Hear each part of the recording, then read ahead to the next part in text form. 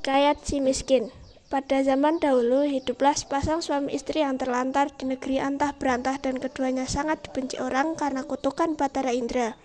Setiap kali mereka mengemis di pasar dan kampung, mereka dipukuli serta diusir hingga ke hutan. Oleh karena itu, mereka tinggal di hutan dan memakan batang kayu dan buah-buahan. Setelah beberapa lama, istri si miskin pun hamil 3 bulan lamanya. Sang istri ingin sekali memakan buah mangga yang ditanam di taman raja, maka suaminya itu pun terketukkan hatinya. Si miskin pun berkata, "Jangan meminta sesuatu, kita tidak bisa mengambil buah mangga yang ada di taman raja." Setelah istrinya mendengar perkataan suaminya itu, ia semakin menangis, lalu suaminya berkata kembali, "Diamlah istriku, jangan menangis, aku akan mencari buah mangga itu dan memberikannya kepadamu." Istrinya pun berhenti menangis, lalu si miskin pergi ke pasar mencari buah mangga. Setelah sampai di pedagang buah mangga, ia ragu untuk meminta buah mangga karena ia takut orang akan memukulinya, dan pedagang buah mangga pun bertanya, Hai miskin, apa yang kamu inginkan? "Jika Tuan mempunyai belas kasihan, berikanlah saya sebiji buah mangga yang sudah busuk, Tuan."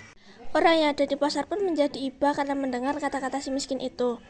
Lalu mereka memberikan si miskin buah mangga, makanan, dan bahkan pakaian serta buah-buahan lainnya.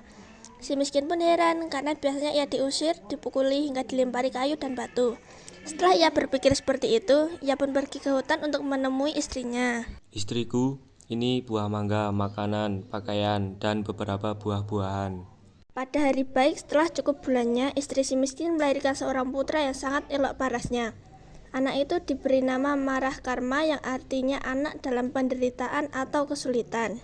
Tuhan Yang Maha Esa melimpahkan kepada hambanya yakni si miskin untuk menggali tanah serta membuat tempat tinggal untuk keluarganya. Ketika ia menggali tanah untuk menancapkan tiang, ia menemukan telaju besar yang berisi banyak emas.